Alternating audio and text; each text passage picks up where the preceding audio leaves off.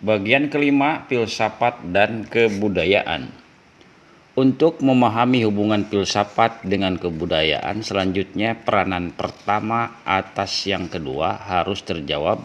Pertanyaan berikutnya terlebih dahulu, apa itu kebudayaan?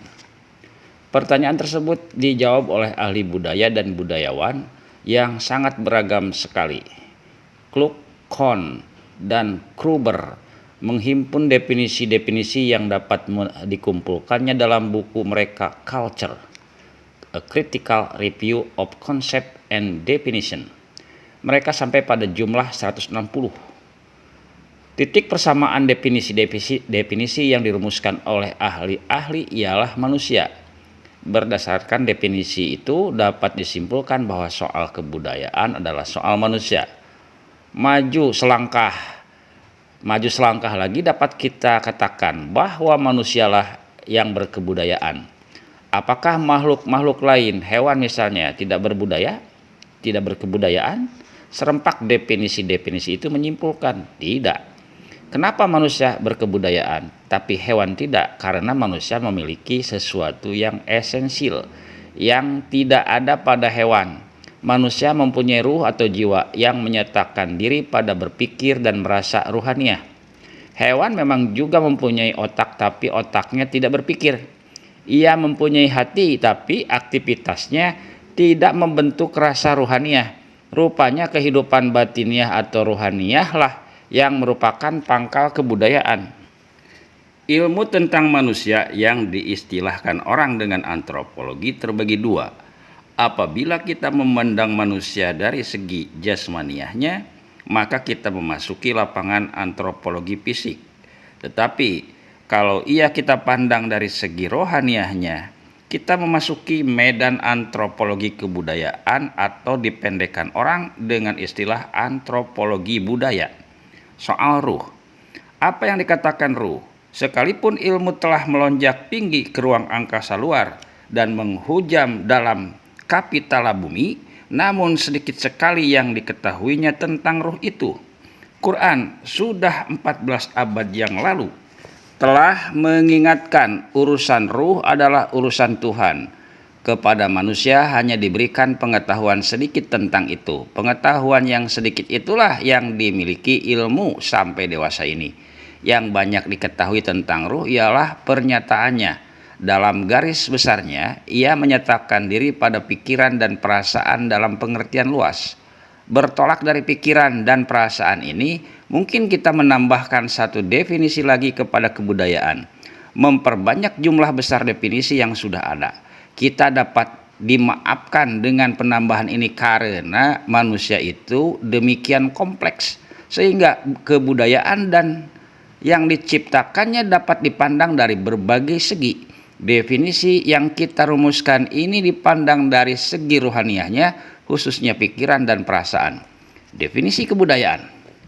Suatu kebudayaan ialah cara berpikir dan cara merasa yang menyatakan diri dalam seluruh segi kehidupan sekelompok manusia yang membentuk kesatuan sosial dalam suatu ruang dan suatu waktu. Cara berpikir dan cara merasa itu menyatakan diri dalam cara berlaku dan cara berbuat. Dengan demikian, definisi itu dapat diperpendek, cara berlaku berbuat dalam kehidupan. Kependekan ini dapat diperpendek lagi, cara hidup atau way of life, kata ungkapan Inggris. Jadi kebudayaan meliputi seluruh kehidupan manusia. Kehidupan begitu luas, sehingga menjadi kabur pengertiannya. Untuk lebih jelas, kebudayaan dapat dibagi secara segi atau fase. Segi kehidupan yang kita maksud identis dengan apa yang diistilahkan oleh antropologi dengan culture universal, yaitu segi-segi kebudayaan yang universal ditemukan dalam tiap kebudayaan. Ada bermacam teori tentang pembagian culture universal. Cara Ningrat misalnya membagi kebudayaan dalam 7 faset, yaitu peralatan dan perlengkapan hidup manusia, mata pencaharian hidup, dan sistem-sistem ekonomi, sistem kemasyarakatan, terus bahasa, kesenian, ilmu pengetahuan, dan religi. Bills dan Heuser membaginya 5, yakni alatnya teknologi, ekonomi, organisasi sosial, religi, dan kebudayaan lambang. Montagu membaginya lebih banyak, yaitu 12, pola-pola komunikasi, bentuk-bentuk material, pertukaran barang-barang dan jasa, bentuk-bentuk milik, kelamin dan pola-pola pemilih, kontrol sosial, pemerintahan, praktek religi, dan megi, mitologi, dan filsafat, ilmu kesenian, dan rekreasi. Dari perbandingan teori-teori cultural universal itu, kita membagi kebudayaan dalam 7 faset atau cabang kebudayaan, yakni sosial, ekonomi, politik, ilmu, dan teknik, seni, sipil, filsafat, dan agama. Ilmu memasukkan agama ke dalam kebudayaan, tetapi bagi Islam agama bukanlah bagian kebudayaan. Tentang ini akan kita bahas dalam pasal berikutnya. Cara berlaku dan berbuat sebagai pernyataan cara berpikir merasa itu ada yang masuk ke dalam faset sosial, ekonomi, politik, ilmu, dan teknik, seni, filsafat, atau agama. Kelompok manusia yang membentuk kesatuan sosial merupakan masyarakat. Antara masyarakat dan kebudayaan terjalin saling hubung dan saling pengaruh yang ketat sekali. Masyarakat adalah wadah kebudayaan dan kebudayaan membentuk masyarakat. Ruang dan waktu menentukan kebudayaan. Berbeda ruang, berbeda kebudayaannya. Berbeda waktu, berlainan pula kebudayaannya. Demikianlah secara ringkas jawaban terhadap apa itu kebudayaan. Cara berpikir merasa. Cara berpikir dan cara merasa merupakan kebudayaan batiniah, sedangkan manifestasinya dalam bentuk cara berlaku dan cara berbuat, cara hidup adalah kebudayaan lahiriah. Produk cara berlaku berbuat itu yang membentuk benda disebut kebudayaan material. Cara berpikir merasa membentuk sikap jiwa atau mentalitas. Mungkin juga dikatakan mentalitas atau sikap jiwa yang menyatakan diri dalam cara berpikir dan cara merasa. Sikap jiwa bersifat batiniah, lahiriahnya ialah menjelma sebagai sikap hidup dan pandangan hidup. Apabila kita perbandingkan definisi kebudayaan dan definisi filsafat, keduanya bertemu dalam hal berpikir. Kebudayaan adalah cara berpikir, sedangkan filsafat ialah berpikir secara sistematis, radikal, dan universal. Berpikir demikian berujung pada sikap jiwa. Manifestasi sikap jiwa itu seperti telah disinggung tadi ialah sikap hidup dan pandangan hidup. Dengan demikian jelaslah betapa filsafat itu mengendalikan cara berpikir kebudayaan. Di belakang tiap kebudayaan selalu kita temukan filsafat. Kebudayaan bersahaja diatur oleh adat-adat disusun oleh nenek moyang. Nenek moyang itu berfungsi sebagai filosof bagi kebudayaan bersahaja. Kebudayaan komunis dikendalikan oleh pandangan dan sikap hidup historis materialisme atau materialisme sosiologi Marx. Cara hidup suatu masyarakat agama berpedoman pada ajaran penganjur atau nabinya yang dapat dipandang sebagai filosof masyarakat. Cara hidup suatu kurun dipengaruhi oleh ahli-ahli pikir besar kurun itu. Kehidupan materialis dalam dunia barat yaitu memandang materi lebih berharga daripada nilai-nilai rohaniah, kuat dipengaruhi oleh filsafat materialisme. Filsafat ini mengalami masa jayanya dalam abad ke-19 di Eropa Barat di bawah pimpinan Lometri, Pogue, Moleskine, Buchner, Haeckel, Oswald. Pengaruhnya masih terasa pada abad ke-20 ini dalam bentuk kehidupan materialistis. Sekularisme yang merupakan pandangan dan sikap hidup barat dapat dipulangkan kepada filsafat duniawi purbah dalam abad ke-19. Kehidupan negara diatur dan dikendalikan oleh undang-undang. Maka Nietzsche berdalil filsafat sejati ialah pemerintah yang menetapkan undang-undang. Jadi kedudukan filsafat terhadap kehidupan masyarakat adalah seperti pemerintah terhadap negara. Filsafat Pancasila mengatur dan mengendalikan kehidupan Republik Indonesia. Dalam negara ini hidup bangsa Indonesia yang berkebudayaan Indonesia. Republik Indonesia mengatur dan mengendalikan kebudayaan yang hidup dalam wilayahnya. dan republik itu sendiri diatur oleh Pancasila. Sebagaimana kebudayaan Indonesia diatur dan dikendalikan oleh filsafat Pancasila, demikian pula kebudayaan Rusia, Cina, dan lain sebagainya diatur dan dikendalikan oleh filsafat komunisme. Rusia dengan filosofnya Lenin, murid filosof Marx, dan Cina dengan filosofnya Mao Zedong, juga muridnya Marx. Kebudayaan dan sosial. Kebudayaan menyangkut pola cita yang mengandung kompleks norma, aturan, cita, pandangan. Ia bersifat abstrak, sedangkan sosial menyangkut pola laku yang mengandung kompleks aktivitas tingkah laku. Ia bersifat konkret. Pola laku dikendalikan oleh pola cita, dan pola cita itu dibentuk oleh filsafat. Dengan demikian, tingkah laku seseorang dalam masyarakat sepanjang ia subordinasi kepada masyarakatnya dapat ditemukan filsafat di belakangnya. Kita lihat contoh.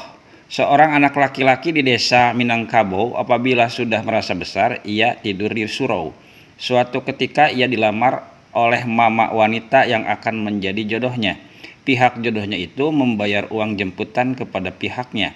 Sesudah dikawin, ia tidur di rumah istrinya dan makan nasi yang berasnya berasal dari sawah kaum istrinya. Ia tidak memberi belanja kepada anak istrinya, dan yang berkuasa atas anak ialah ipar laki-lakinya. Dan sawah yang dikerjakannya adalah sawah kaumnya sendiri, bukan sawah kaum istrinya. Dan hasilnya dimakan oleh saudara-saudara perempuannya dan kemenakan-kemenakannya. Apabila sudah tua, sudah uzur, ia kembali ke rumah ibunya, ke rumah saudara-saudara perempuannya. Di rumah itulah ia berharap untuk wafat. Nah, kompleks tingkah laku pria Minang itu sesuai dengan kompleks norma adat atau kebudayaan Minang. Dengan kata-kata lain, pola laku pria itu dalam masyarakat Minang itu mengarah kepada pola cita adat, dan pola cita itu tersusun atas dasar filsafat perempuan. Filsafat perempuan. Akar kata perempuan ialah empu, mendapat awal per dan akhiran an. Kata empunya yang dipendekkan menjadi punya dalam bahasa Indonesia berasal dari kata empu. Kata kuno empu dalam bahasa Minang sama dengan empu dalam Jawa kuno. Kata itu ekuivalen dengan tuan. Siapa empunya rumah ini? Siapa tuan rumah ini? Dengan demikian perempuan sama dengan pertuanan, yaitu orang yang memiliki. Ia memiliki harta sehingga ia bayar jemputan untuk jodohnya. Ia bawa suaminya tinggal di rumah yang dimilikinya. Ia beri suaminya makan dari sawah yang dimilikinya. Ia tidak membutuhkan belanja dari suaminya, karena ia sendiri memiliki keperluan sehari-hari, sedangkan suaminya sebagai pria tidak memiliki apa-apa. Dialah yang berhak atas anak, bukan suaminya. Hak itu didelegirnya kepada saudara-saudara laki-lakinya. Orang ingin wafat di rumahnya sendiri. Rumah ibu adalah rumah kita. Maka setelah tua ia kembali ke rumah ibunya untuk wafat di situ. Rumah istrinya bukanlah rumahnya. Karena itu selama ia tinggal di rumah istrinya, kalau rumah itu rusak, bukanlah kewajibannya untuk memperbaikinya. Demikianlah kaitan antara filsafat, pola cita, dan pola laku atau filsafat, kebudayaan, dan masyarakat. Kebudayaan dipandang orang sebagai tata nilai. Bertolak dari pandangan inilah Langevin merumuskan definisi kebudayaan. Dengan apa yang kita sebut kebudayaan ialah perwujudan aktif nilai-nilai dan hasil-hasilnya. Pola cita merupakan sistem nilai. Apa yang disuruh dilakukan oleh kebudayaan dipandang berharga. Apabila berwujud puaslah hati. Dengan demikian tingkah laku itu mengandung nilai. Seorang individu dalam masyarakat atau masyarakat itu sendiri memperbuat sesuatu karena sesuatu itu berguna bagi kehidupannya. Barang sebagai hasil perbuatan itu dihasrati karena ia diperlukan. Dengan demikian barang itu mengandung nilai. Dengan demikian tingkah laku dan hasil perbuatan dalam kebudayaan menuju kepada realisasi nilai yang tersusun dalam pola cita. Untuk mewujudkan pola cita itu lahirlah kompleks aktivitas yang membentuk pola laku. Maka cara berlaku dan berbuat yang dilahirkan oleh cara berpikir dan merasa, dan hasil dari cara berlaku berbuat mengandung nilai. Karena bernilai itulah pendukung kebudayaan mengerjakannya. Pendukung kebudayaan lain memandangnya tidak bernilai, karena itu tidak mengerjakannya. Kenapa ia tidak menganggapnya bernilai? Karena orang itu menganut tata nilai lain. Nelayan di pesisir misalnya membuat perahu, kerja ini dipandangnya bernilai, dan perahu itu sebagai hasil kerjanya mengandung nilai pula. Petani di pegunungan memandang kerja membuat perahu itu tidak bernilai, sekalipun kepadanya diberikan perahu akan ditolaknya, karena tidak ada gunanya baginya. Bagi dia yang bernilai adalah membuat pacul atau cangkul dan bajak. Ia akan senang sekali mendapatkan barang-barang itu, karena berguna baginya. Dengan misal yang sederhana ini, sudah dapat kita bedakan sistem nilai nelayan dan petani. Bila sudah memahami kebudayaan sebagai tata nilai, dapat ditimbulkan pertanyaan siapakah yang menentukan nilai. Ada dua sumber nilai, Tuhan dan manusia. Tuhan menentukan nilai melalui agama, manusia menentukan nilai melalui filsafat yang diwujudkan oleh kebudayaan. Sepanjang orang memangkalkan kebudayaan pada manusia, jelaslah yang menentukan kebudayaan itu adalah filsafat. Sekalipun filsafat merupakan salah satu kultural universal, adalah ia mempengaruhi seluruh kebudayaan dan dominan diperbandingkan dengan cultural universal yang lainnya. Sama halnya dengan ketua suatu organisasi, sekalipun ia hanya salah seorang anggota, namun ia mempengaruhi organisasi itu dan dominan di kalangan anggota-anggotanya. Demikianlah posisi filsafat terhadap kebudayaan, sekali peranannya dalam kebudayaan itu. Peranan filsafat dalam kebudayaan, bagaimana posisi dan peranannya terhadap kebudayaan menyeluruh, demikian pula terhadap segi-segi kebudayaan, sosial, ekonomi, politik, ilmu, dan teknik, serta seni. Selama pemikiran kita terikat oleh fakta-fakta sosial, ekonomi, politik, bahkan hukum, teknik, dan seni, serta lain-lainnya, kita berada di medan ilmu. Tetapi ketika pemikiran itu menjangkau lebih jauh, untuk itu ia melepaskan ikatannya dari fakta. Kita memasuki lapangan filsafat. Apabila berbicara tentang nilai sosial, maksud dan tujuan pergaulan hidup, maksud dan tujuan perkawinan, nilai monogami, poligami, poliandri, sistem-sistem kekerabatan, individualisme, dan elektivisme sebagai pandangan dan sikap hidup, maka pembicaraan ini tengah bergerak dalam filsafat sosial. Muncullah filosof-filosof sosial memecahkan masalah-masalah sosial yang tidak termakan oleh ilmu. Aristoteles, Plato, Epicurus, Epictetus, Marcus Aurelius, Confucius, Ibnu Khaldun, Al-Farabi, Montaigne, Emerson, John Dewey adalah tokoh-tokoh filsafat sosial yang banyak mempengaruhi pemikiran-pemikiran tentang sosial. Ekonomi adalah mengenai barang. Barang itu konkret karena materi. Selama pembicaraan tentang barang itu terkait dengan fakta, ilmu ekonomilah yang menyambut masalah-masalahnya. Tetapi kalau masalah telah beralih kepada apa yang ada di belakang fakta, filsafat ekonomilah yang menjangkau kebenaran.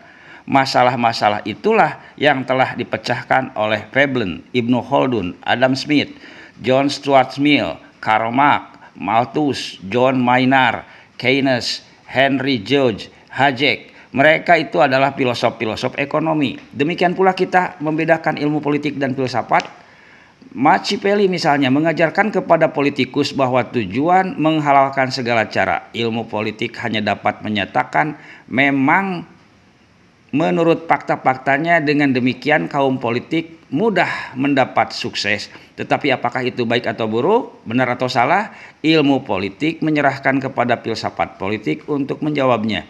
Demikianlah Al-Farabi, Hobbes, Locke, John Stuart Mill, Rousseau, Adam Smith, Hegel, Karl Marx banyak sahamnya dalam menciptakan teori-teori tentang politik yang membawa kepada pandangan dan sikap hidup politik. Dengan demikian, ada ilmu dan ada pula filsafat ilmu. Dalam pasal yang telah lalu, kita bahas hubungan kedua itu dan peranan filsafat dalam ilmu. Teori positivisme yang menurut Comte sebagai penciptaannya ialah filsafat, sesungguhnya adalah filsafat ilmu. Banyak filosof yang memberikan sahamnya dalam perkembangan ilmu, misalnya Al-Kindi, Al-Farabi, Ibn Sina, Ibn Rus, Lucretius, Copernicus, Francis Bacon, Descartes, Comte yang baru kita singgung, Darwin, Bergson, Sigmund Freud, Whitehead, Jane, Eddington, Albert Einstein. Sebagaimana segi-segi kebudayaan lain dipengaruhi, bahkan diarahkan perkembangannya oleh filsafat. Demikian pula seni. Lebih-lebih seni, banyak sekali pandangan dan sikap hidup mempengaruhi atau mengarahkannya. Karena itu dengan mudah kita temukan filsafat di belakang aliran atau mazhab-mazhab kesenian. Setelah dibahas hubungan filsafat dan peranannya dalam kebudayaan secara keseluruhan dan menyinggung hubungan dan peranannya dalam segi-segi kehidupan, kita akhiri pasal ini untuk beralih kepada masalah hubungan dengan dan peranan filsafat dengan agama. Seperti telah disinggung, ilmu memasukkan agama sebagai salah satu kultur universal. Karena itu, menurut pandangan tersebut, seharusnya soal filsafat dan agama harus dibicarakan dalam pasal ini. Filsafat dan agama. Untuk membahas hubungan filsafat dengan agama dan peranannya terhadap agama harus diselesaikan terlebih dahulu pengertian agama. Apa itu agama? Etimologi agama maksudnya. Apabila kita kaji etimologinya, kata agama membawa kita kepada bahasa Sanskerta. Akar kata agam sama a ialah gam, yang berarti pergi atau berjalan. Sanskerta adalah bahasa Indo-Jerman. Dalam bahasa Belanda dan bahasa Inggris, kedua-duanya juga bahasa-bahasa Indo-Jerman. Kita temukan kata ga dan gaan Belanda dan go Inggris yang serumpun dengan gam dan berarti sama. Dengan ditambahkan awalan a dan akhiran a, gam menjadi agama yang berarti jalan. Jalan kemana? Dalam agama Hindu tentu jalan ke nirwana. Kata jalan dengan makna yang sama kita temukan pula dalam peristilahan Islam. Syariat, Thariqah, Shiratal Mustaqim, jalan juga. Dalam peristilahan Cina, Tao. Dalam peristilahan Jepang, Shinto. Dalam agama Buddha, jalan 8. Kata agama dalam bahasa Indonesia kabur dan kacau pengertiannya. Umumnya diekuivalenkan orang dengan religi. Bahasa Belanda, religi. Kata religi sebagai istilah ilmu telah tertentu artinya. Paling kurang ada 3 ciri yang ditemukan pada tiap religi. 1. Percaya kepada yang kudus. 2. Melakukan hubungan dengan yang kudus itu dengan ritus-ritus atau upacara, kultus, dan permohonan. 3. Doktrin yang kudus dan hubungan dengan kitu.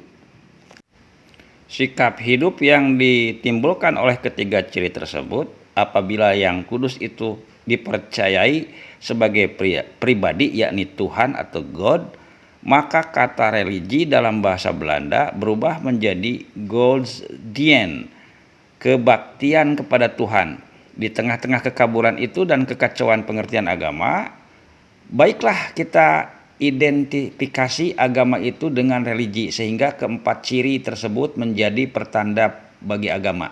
Apakah agama itu masuk kebudayaan atau tidak? Terdapat pertikaian antara ilmu dan Islam. Sepanjang kita bicara tentang agama Islam adalah agama itu bukan bagian dari kebudayaan Islam. Tetapi kalau kita bicara tentang agama bukan Islam, Islam dapat menerima teori ilmu. Hal ini baru dapat dipahami setelah menelaah agama-agama yang ada atau pernah ada. Ada 2 kategori agama. 1 agama budaya, 2 agama langit. Agama budaya yang disebut oleh kepustakaan barat dengan natural religion. Agama langit disebut oleh kepustakaan tersebut dengan revealed religion. Agama budayalah yang lahir dalam kebudayaan. Kalau agama ini tumbuh di bumi, adalah agama langit diturunkan dari langit. Yang pertama dibentuk oleh filsafat masyarakat. Tentu dirumuskan oleh para filosof masyarakat itu, apakah ia sebagai pemimpin masyarakat atau penganjur agama. Sedangkan yang kedua dibentuk oleh wahyu Tuhan. Di antara banyak perbedaan antara kedua jenis agama itu, ada sejumlah perbedaan pokok yang dapat menunjukkan kepada kita apakah suatu agama jenis yang pertama atau kedua.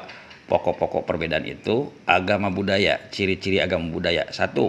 Tidak disampaikan oleh Nabi atau Rasul atau Tuhan, tidak jelas bila lahirnya, kapan lahirnya. Kedua, tidak memiliki kitab suci yang diwariskan oleh nabi rasul Tuhan. Kalau ada kitab suci yang diwariskan oleh penganjurnya, isi kitab itu mengalami perubahan-perubahan dalam perjalanan sejarah agama itu. Ketiga, sistemnya merasa berpikir agama inheren dengan sistem merasa dan berpikir dari tiap segi kehidupan, paset kebudayaan masyarakat. Keempat, berubah dengan perubahan mentalitas masyarakat yang menganutnya. Kelima, kebenaran prinsip-prinsip ajaran agama tak tahan terhadap kritik akal. Mengenai alam nyata dibuktikan ilmu kekeliruannya. Mengenai alam gaib tak termakan oleh akal. Dan keenam, konsep ketuhannya bukan serba esa Tuhan. Ciri-ciri agama langit. 1. Disampaikan oleh Rasul Tuhan atau utusan Tuhan, tertentukan waktu lahirnya. Kedua, memiliki kitab suci yang diwariskan Rasul Tuhan dengan isi yang serba tetap. Ketiga, sistem merasa dan berpikirnya tidak inheren dengan sistem merasa dan berpikir dari tiap segi kehidupan atau paset kebudayaan masyarakat yang menganutnya. Bahkan sistem merasa dan berpikir agama mengendalikan sistem merasa dan berpikir tiap paset kehidupan. Keempat, tidak berubah dengan perubahan mentalitas masyarakat yang menganutnya. Sebaliknya justru mengubah mentalitas penganutnya.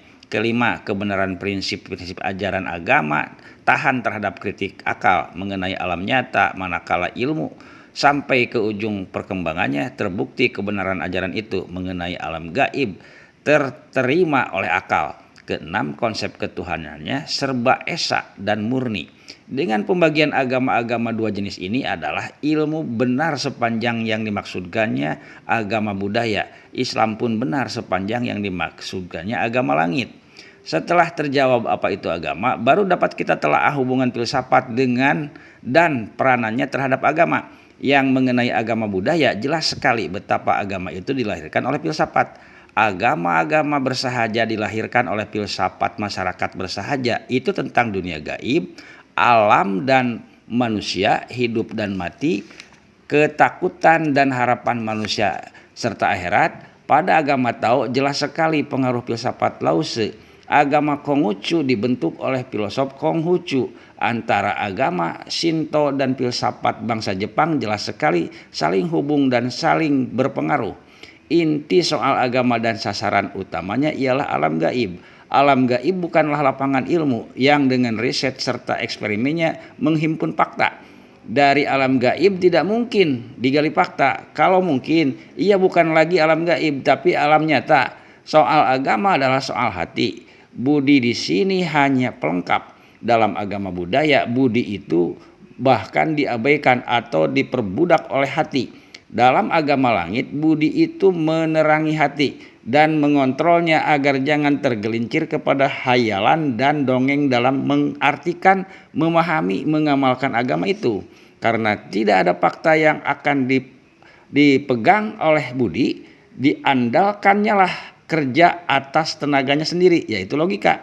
Dan ketika budi mempergunakan sifat-sifat sistematik, radikal, dan universal dalam berpikirnya, maka budi itu telah memasuki filsafat dalam mengartikan, menafsirkan, menjelaskan, mengulas agama. Filsafat itu karena dikaitkan dengan agama menjadi filsafat agama. Filsafat agama bertolak dari yang gaib, yang dipegang oleh hati, membawanya dengan berpikir ke alam budi. Tuhan yang maha gaib, penunjukannya secara gaib atas seseorang menjadi rasulnya, penurunan wahyunya secara gaib, dan wahyu itu sendiri yang berasal dari yang gaib, yang memberi peringatan, memberi petunjuk, dan menceritakan tentang yang gaib dan lain-lain. Kesemuanya itu dibenarkan oleh hati sehingga menjadi kepercayaan. Selanjutnya dibawa berpikir oleh budi sehingga dapat diterima oleh budi itu. Berbeda fungsinya dengan budi dalam agama budaya daripada agama langit. Dalam agama budaya hasil budi itu menjadi agama. Dalam agama langit kepercayaan agama yang diwahyukan dibawa ke alam budi. Pemikiran budi itu yang sistematik dan radikal serta universal tentang wahyu terutama membentuk filsafat agama. Wahyu adalah gaib. Soal agama pada pokoknya meliputi soal gaib. Yang gaib itu dapat diterangkan, ditafsirkan, dan diulas atau diperinci secara rasional, juga mungkin secara rasional. Dan inilah tugas filsafat agama untuk menerangkan, menafsirkan, mengulas, atau memperinci kepercayaan agama yang dimiliki oleh hati, dibawanya ke alam budi sehingga ia juga merupakan kebenaran sebagai hasil berpikir. Misalnya, menurut wahyu yang diturunkan dalam agama langit Islam, Allah itu adalah Tuhan yang Maha Esa. Apa itu Esa? Kenapa Tuhan itu tidak dua atau tiga? Tiap-tiap yang ada tentu ada yang menciptakannya. Tuhan itu ada. Adakah yang menciptakannya? Tiap yang ada itu tentulah baru berubah. Adakah Tuhan itu berubah pula? Tiap yang ada mengalami akhirnya. Apakah Tuhan mengalami itu pula? Kalau tidak, kenapa tidak? Kalau demikian, berbedalah adanya Tuhan dengan adanya alam. Berbeda-bedakah pengertian ada itu? Demikianlah Budi menyatakan ketakjubannya terhadap kepercayaan hati. Hati mengatakan, aku percaya kepada Tuhan yang Maha Esa. Ketakjuban Budi melahirkan pertanyaan demi pertanyaan. Mungkin pertanyaan sebagai pertanyaan dari gerak asli pikiran manusia menuju kebenaran yang sesuai dengan hukum berpikir.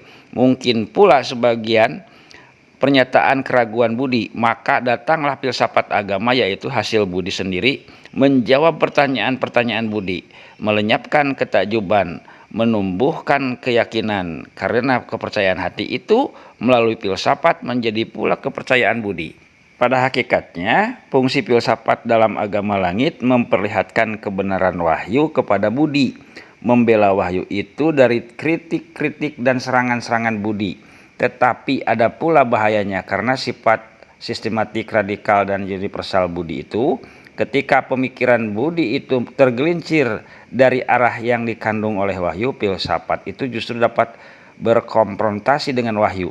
Tetapi ketika itu filsafat agama langit beralih kepada filsafat agama budaya, filsafat ini melahirkan agama baru, setidak-tidaknya madhab yang ganjil daripada madhab yang ada. Dengan latar belakang filsafat agama, mudah kita mengerti kenapa filsafat Islam mendapat kritik dan perlawanan dari kalangan ulama-ulama agama Islam. Di masa jayanya filsafat Islam, dari kalangan ulama yang terkenal Al-Ghazali, ada yang menolak filsafat Islam seluruhnya. Terhadap kritik dan dari perlawanan itu, filosof-filosof Islam menjawab bahwa pembahasan pokok agama dan filsafat adalah satu, karena kedua-keduanya memperkatakan prinsip-prinsip yang gaib jauh dari wujud yang dihadapi. Tujuan filsafat senada dengan tujuan agama, kata mereka. Kedua-duanya bertujuan membina kebahagiaan melalui iman dan amal yang baik.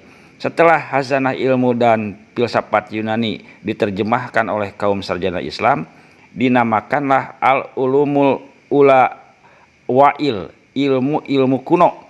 Lawannya ialah al-ulumu us-syar'iyah, ilmu-ilmu syara'.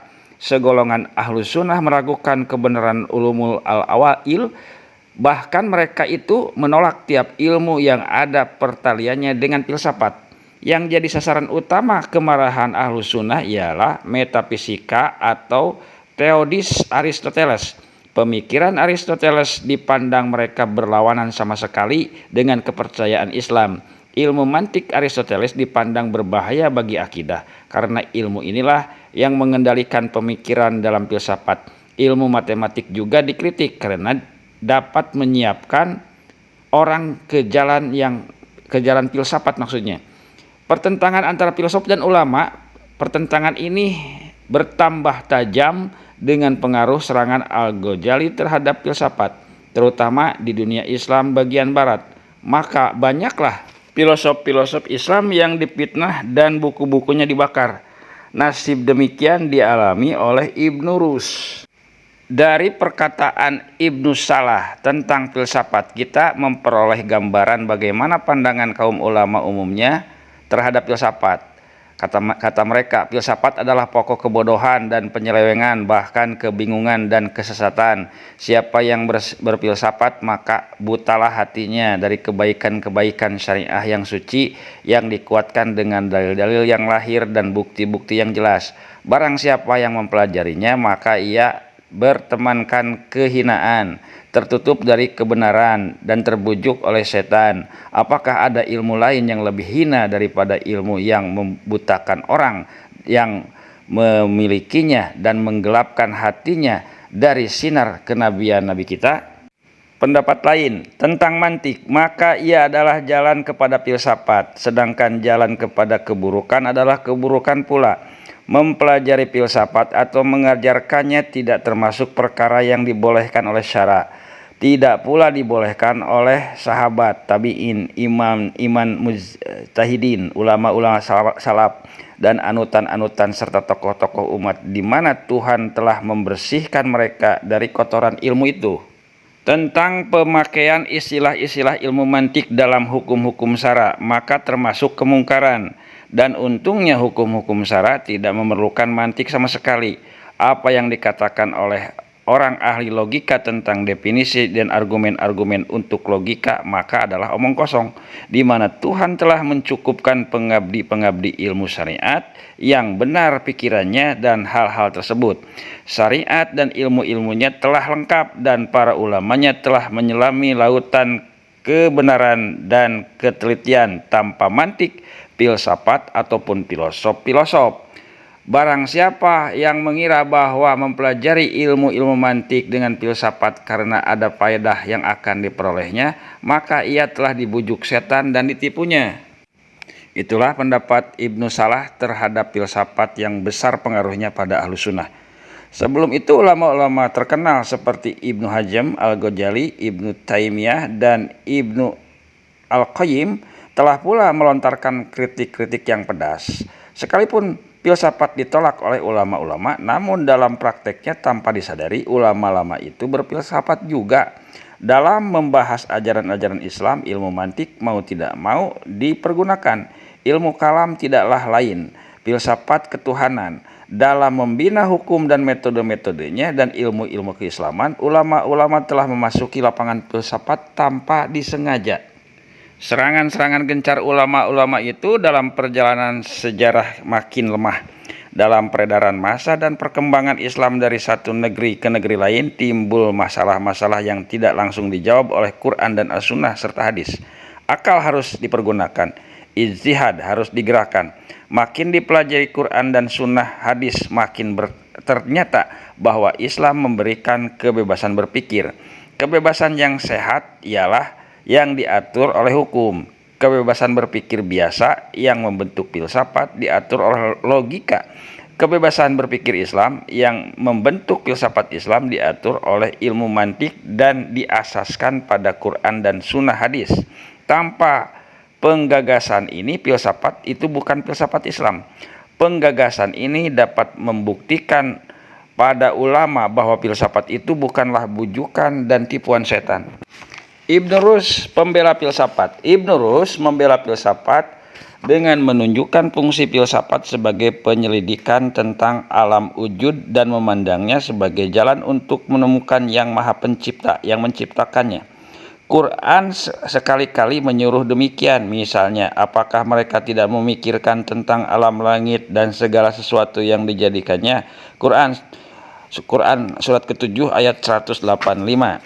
Ambillah iktibar, hai orang-orang yang mempunyai pandangan. Quran surat 59 ayat 2. Ibnu Rus menunjuk kepada kata nador atau junduru fi, memikirkan tentang, dan iktibar dalam kedua ayat itu. Kedua ayat dengan istilah-istilah itu menyuruh kepada kias, yakni pengambilan hukum yang belum diketahui dari sesuatu yang sudah diketahui. Dalam logika ini disebut silogisma. Kita harus mengarahkan pandangan kita kepada alam wujud dengan kias akli. Karena itu penyelidikan filsafat adalah wajib. Kalau dari ayat Al-Hasr itu seorang faqih menetapkan adanya kias syar'i, kias dalam fikih, kenapa seorang filosof tidak berhak pula menetapkan kias akli? Kalau dikatakan kias akli bid'ah, bukankah kias syar'i juga bidat? Kedua-duanya tidak terdapat pada masa permulaan Islam. Manakala pengambilan kias akli diwajibkan oleh syara adalah ahli pikir harus mempelajari ilmu mantik dan filsafat, sekalipun keduanya itu berasal dari luar Islam.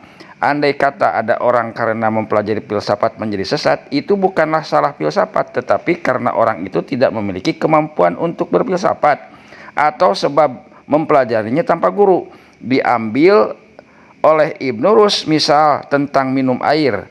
Kalau ada orang setelah minum air tercekik lalu mati, adalah mati karena tercekik minum air, sesuatu peristiwa yang kebetulan atau kekecualian, sedangkan mati karena haus adalah suatu kelaziman. Filsafat adalah karya seluruh umat manusia oleh sesama angkatannya. Karya mana dimulai oleh buku-buku Yunani. Manakala lapangan ilmu dan teknik tidak mungkin diselesaikan oleh seseorang diri semata-mata, apalagi filsafat sebagai induk dari segala ilmu. Akal dan wahyu. Akal dan wahyu jadi sumber pengetahuan dan alat untuk mencapai kebenaran. Demikian pendapat umum filosof-filosof Islam. Banyak nas-nas Al-Quran dan sunnah hadis yang menurut lahirnya bertentangan dengan filsafat. Menurut Ibnu Rus, nas-nas itu dapat ditafsirkan sepanjang aturan-aturan takwil dalam bahasa Arab, seperti pula kata-kata syara dapat ditafsirkan menurut aturan-aturan fikih. Ada arti lahir dan ada pula arti batin. Kalau arti lahir sesuai dengan hasil pemikiran, arti ini harus diambil. Kalau berlainan, haruslah dicari penakwilannya. Takwil ialah mengeluarkan suatu kata dari kata arti harfiah atau lugawiyahnya untuk dibawa kepada arti yang mazaji, yaitu arti kiasan atau metafora. Kalau seorang faqih menempuh jalan metafora, yakni memakai takwil, adalah jalan itu lebih penting bagi mereka yang bekerja dalam lapangan filsafat. Kesimpulannya, Quran dan Sunnah berisi pemikiran filsafat, dan pemikiran itu hanya mungkin dikeluarkan oleh orang-orang yang mempunyai kemampuan untuk itu. Jadi tidak sembarangan orang. Tuhan menjadikan manusia bertingkat-tingkat. Wajarlah kalau isi ajaran agama pun berbeda-beda, agar dapat dipahami oleh semua orang. Ada golongan yang cukup mempunyai iman sesuai dengan lahir nas dan memahaminya menurut kesanggupannya. Tujuan syara bukan mengajarkan hakikat semata-mata, tapi yang terpenting ialah mendirikan keutamaan, menyuruh yang baik dan mencegah yang buruk. Ajaran agama laksana makanan. Suatu makanan bisa jadi racun bagi seseorang, tapi jadi hidangan yang baik dan bergizi bagi yang lainnya. Dengan ini Ibnu Rus ingin memperingatkan, tidak semua orang mampu berfilsafat. Dan kita telah menyatakan bahwa berfilsafat pada hakikatnya adalah menafsirkan. Ibnu Rus menetapkan syarat-syarat takwil. 1. Tiap orang mesti menerima prinsip-prinsip syara, menjalankannya, dan menyadari bahwa syara melarang untuk memperkatakan hal-hal yang tidak disinggungnya. 2. Yang berwenang melakukan takwil hanya golongan filosof, hanya mereka yang dalam ilmunya.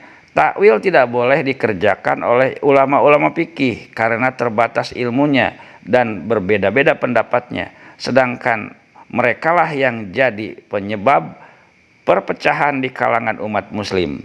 Hasil takwil hanya bisa dikemukakan pada golongan pemakai kias burhani, bukan kepada orang awam. Kalau takwil itu benar, orang awam tak mampu memahaminya. Kalau takwil itu salah, orang awam itu akan tersesat. Dengan demikian bagi orang banyak tersedia syara saja, sedangkan hakikat dan yang terpendam dari nas-nas adalah untuk filosof-filosof. Dengan jalan demikian, kesatuan dalam lingkungan agama terpelihara, perbedaan aliran-aliran akan sirna. Keempat, di kalangan kaum muslimin sudah ada kesepakatan bahwa syarat terbagi 3. 1 bagian yang harus diartikan menurut lahirnya saja, 2 bagian yang harus ditakwilkan, 3 bagian yang masih diperselisihkan. Demikianlah Ibnu Rus mendudukan filsafat dalam Islam. Syara dengan arti lahirnya teruntuk orang banyak, dalam arti batinnya ia teruntuk bagi kaum yang berpikir. Kedudukan akal. Pertalian antara filsafat dan agama berkisar sekitar kedudukan akal. Ada yang mengatakan bahwa agama memerlukan akal untuk menjelaskan dan mempertahankannya. Ada pula yang menyatakan akal jadi penghubung antara manusia dengan Tuhan. Tugas filsafat sebagai pekerjaan akal semata-mata menjelaskan kebenaran-kebenaran agama dan memberikan alasan-alasannya. Akal itu terbatas kemampuannya. Apabila batas itu tidak dapat dilaluinya, maka ia harus menuju dan berlindung kepada wahyu. Misalnya dalam soal-soal alam langit, Ibnu Rus sekalipun menyanjung tenaga akal dan mempercayai kemampuannya untuk mengetahui, namun filosof itu mengakui pula bahwa ada hal yang terletak di luar kemampuan akal untuk dapat diketahuinya. Karena itu kita harus kembali kepada wahyu yang diturunkan untuk menyempurnakan pengetahuan akal. Filosof Islam itu menekankan bahwa perhatian filsafat ditujukan kepada pengenalan apa yang dibawa oleh syara. Kalau itu tercapai, filsafat harus mengakui kelemahan akal terhadap hal-hal yang dibawa oleh syara, yang hanya mungkin diketahui melalui syara itu sendiri. Wahyu dipandang oleh Ibnu Rus sebagai suatu keharusan bagi semua orang. Tenaga akal dalam mencari kebenaran berada di bawah tenaga wahyu. Wahyu melebihi dalam soal-soal pokok. Apabila wahyu kelihatan berlawanan dengan filsafat, filsafat harus ditundukkan kepada wahyu. Demikianlah Ibnu Rus bersikap emosionalis manakala berhadapan dengan orang banyak yang tidak mengadakan penyelidikan akal dan alasan-alasan yang bersifat burhani. Tetapi ia jadi seorang rasionalis ketika masalah yang dibahasnya berhubungan dengan filsafat atau menghadapi ahli pikir. Demikianlah Ibnu Rus bersikap. Demikianlah kita kemukakan pandangan seorang tokoh dalam filsafat Islam dalam pembahasan hubungan filsafat dan peranannya dalam agama. Sebagaimana mesranya hubungan filsafat dan ilmu, demikian pula hubungan filsafat dan agama begitu mesra. Filsafat berusaha mendapatkan pengertian yang satu dan lengkap tentang dunia, sedangkan agama berusaha lebih daripada itu. Agama berusaha memastikan kesatuan yang seimbang antara manusia dan dunia, terutama antara individu dan Tuhan. Tiap agama mempunyai kepercayaan tentang alam, penciptanya, konstitusinya, dan tujuan akhirnya, tetapi pusat perhatiannya bukan pada segala sesuatu itu, melainkan hubungan kita dengan segala sesuatu itu. Pengetahuan tentang Tuhan adalah penting, tapi lebih penting lagi mendapatkan ridhonya dan perlindungannya. Karena itulah inti agama. Setelah percaya kepada Tuhan, wajib melakukan hubungan dengan Dia dengan ritus dan kultus untuk mendapatkan ridhonya dan perlindungan daripada Dia. Fungsi agama umumnya ialah membuat manusia di dunia ini seperti di rumahnya sendiri. Demikian pula setelah dunia ini. Islam merumuskan, mewujudkan salam bagi manusia di dunia dan akhirat. Tetapi filsafat dan ilmu juga membuat manusia merasa seperti di rumahnya sendiri di dunia ini. Dengan jalan meluaskan pengetahuan kita dan memberikan kepada kita kepahaman yang menenteramkan. Sedangkan jalan yang ditempuh agama adalah langsung, yakni menyuruh hubungan pribadi dengan tenaga-tenaga alam semesta atau dengan Tuhan. Ilmu, filsafat, dan agama bertujuan sama, yaitu memahami dunia, tetapi tujuan kepahaman itu berbeda-beda. Dalam ilmu, tujuan itu hanya teori atau pengetahuan demi pengetahuan. Umumnya pengetahuan itu diabdikan untuk tujuan-tujuan ekonomi praktis. Dalam filsafat, tujuan itu ialah cinta kepada kepengetahuan dan kebijaksanaan dengan hasil kedamaian dan kepuasan jiwa. Dalam agama bertujuan untuk damai, keseimbangan, penyesuaian, keselamatan yang dirangkum dengan satu istilah dalam Islam, salam. Sering filsafat dan agama memperkatakan ide-ide yang sama, misalnya ruh, asal dan tujuannya, ruhaniyahnya, Tuhan dan ciptaannya, kelanjutan kehidupan ruh setelah jasad mati dan sebagainya. Tetapi perhatian antara kedua itu berbeda. Yang pertama bersifat teori dan intelektual, sedangkan yang kedua bersifat emosional dan pribadi. Efek filsafat kepada agama. Sering timbul pertanyaan, apa efek studi filsafat terhadap kepercayaan agama?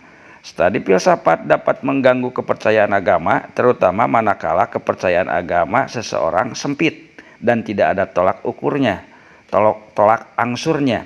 Dalam hal ini Bacon berkata, adalah benar bahwa sedikit filsafat meluncurkan akal manusia kepada ateisme, tetapi kedalaman filsafat membawa akal manusia kepada agama. Dan Ibnu Rushd telah memperingatkan filsafat itu bukan untuk orang awam, tapi bagi ahli pikir. Filsafat juga dapat mengganggu kepercayaan seseorang yang beragama budaya. Agama budaya adalah hasil filsafat. Studi filsafat dapat menimbulkan pertentangan antara dua filsafat. Sekalipun filsafat dan agama sama-sama mengabdi kepada kebenaran, terdapat perbedaan besar kedudukan kebenaran itu dalam lapangan masing-masing. Pada filsafat, kebenaran itu terletak di ujung. Ia mulai dengan kesangsian, berpikir selangkah demi selangkah dengan teratur, sadar dan konsisten untuk akhirnya sampai kepada kebenaran yang di ujung pemikiran. Pada agama, kebenaran itu terletak pada pangkal. Ia mulai dengan kepercayaan, setelah itu baru ia berpikir. Dan pemikiran itu tidak boleh lepas dari pangkal itu. Kesangsian menyuburkan filsafat. Apabila kesangsian itu lenyap, filsafat itu berhenti. Tetapi kesangsian dalam agama itu merusak. Apabila seseorang sangsi pada agamanya, bermakna ia tengah meninggalkan kepercayaannya. Konfrontasi filsafat dan agama. Dialog yang abadi terkandung dalam konfrontasi filsafat dan agama. Agama mengejek filsafat bahwa setelah beribu-ribu tahun filsafat itu mencari kebenaran. Yang ditemukannya hanya kebenaran semu. Tiap saat ia mengira mendapat kebenaran untuk disangsikan, dikritik dan ditinggalkannya lagi, mencari kebenarannya lagi yang sesungguhnya. Lihat kami, kata agama, kami percaya, titik, tidak ada lagi. Dengan demikian kami tidak membuang-buang waktu untuk berpikir mencari kebenaran yang setelah diperdapat ditinggalkan lagi karena ternyata tak benar. Ketahuilah, budi manusia itu nisbi. Ia tak akan mungkin menangkap kebenaran yang sesungguhnya. Hatilah yang mampu menangkap kebenaran yang sejati. Filsafat menjawab dengan ejekan pula. Kami ingin kebenaran yang kami usahakan dengan tenaga kami sendiri. Kami tidak seperti anak kecil yang mudah percaya saja tentang apa yang dikatakan kepadanya. Dan sesungguhnya kegembiraan itu bukan terletak pada kebenaran itu sendiri, tapi dalam mencarinya. Filsafat agama datang mengetengahi. Sebagai orang agama, filosof itu percaya sebagai hasil penghayatan hatinya. Sebagai filosof, ia mempersoalkan kepercayaan itu, mengangkatnya ke alam budi sehingga secara rasional dapat didudukan. Ajaran Islam tentang pembagian alam dapat pula dipandang sebagai mengetahui konfrontasi antara filsafat dan agama, bahkan antara ilmu, filsafat dan agama. Islam membagi alam dalam 3 kategori: alam nyata, alam gaib idopi, dan alam gaib hakiki. Alam nyata yang dapat diamati, diriset, dan dieksperimenkan adalah lapangan ilmu. 2 alam gaib idopi atau alam gaib nisbi, yaitu alam yang masuk ke dalam pengalaman manusia, tapi masih belum berhasil ilmu meriset atau mengeksperimennya, masuk ke dalam lapangan filsafat. Ketika kenisbian gaibnya terbuka oleh ilmu, maka ia masuk medan ilmu. Ketiga, alam gaib hakiki, yaitu alam yang tak akan mungkin diamati, diriset, atau dieksperimen oleh manusia. Misalnya, tujuan akhir alam, peristiwa sesudah mati, alam akhirat, dan lain-lain. Masuklah lapangan agama untuk dapat termakan oleh akal. Agama dapat meminta pada filsafat untuk menerangkan, mengulas, atau menafsirkannya kepada budi. Persamaan filsafat dan agama sekarang. Persamaan lain antara filsafat dan agama ialah masing-masing merupakan sumber nilai, terutama nilai-nilai etika. Perbedaannya lagi, dalam hal ini nilai-nilai etika filsafat merupakan produk akal, sedangkan nilai-nilai agama dipercayai sebagai ditentukan oleh Tuhan. Pada agama budaya, sesungguhnya ia masih produk akal juga. Pada agama langitlah baru dapat dikatakan sebagai ketentuan Tuhan, sepanjang dipercayai bahwa agama langit itu dibentuk oleh wahyu, sedangkan agama budaya dilahirkan oleh filsafat. Apabila dibahas ajaran tiap agama, selalu kita temukan penentuan nilai-nilai baik dan buruk. Dalam Islam ini amat tegas digariskan. Terkenal syari'nya amar ma'ruf nahi munkar, menyuruh kepada kebaikan dan mencegah dari kejahatan. Nilai dalam filsafat dan agama. Laku perbuatan baik mendapat nilai pahala. Sebaliknya laku perbuatan buruk mendapat nilai juga, yakni dosa. Nilai pahala itu baru terwujud di akhirat dalam bentuk surga. Sebaliknya nilai dosa dalam bentuk neraka. Nilai-nilai etika filsafat berubah-ubah menurut ruang dan waktu. Seirama dengan perubahan cara berpikir dan merasa manusia. Ia nisbi sekali, sedangkan nilai-nilai etika agama atau agama langit maksudnya mengatasi ruang dan waktu abadi, bahkan mengatasi peralihan dunia kepada akhirat. Ia mutlak karena berasal dari yang mutlak pula, dan pembalasan laku perbuatan etika menurut agama itu adalah pasti. Baik filsafat ataupun agama menentukan norma-norma baik dan buruk. Perbedaan besar antara filsafat dan agama, antara suatu filsafat dengan filsafat lain, antara satu agama dengan agama yang lain, ialah manakah yang baik itu dan mana pulakah yang buruk itu. Perbedaan-perbedaan inilah yang membedakan filsafat dan agama, antara filsafat dan antara agama dan agama.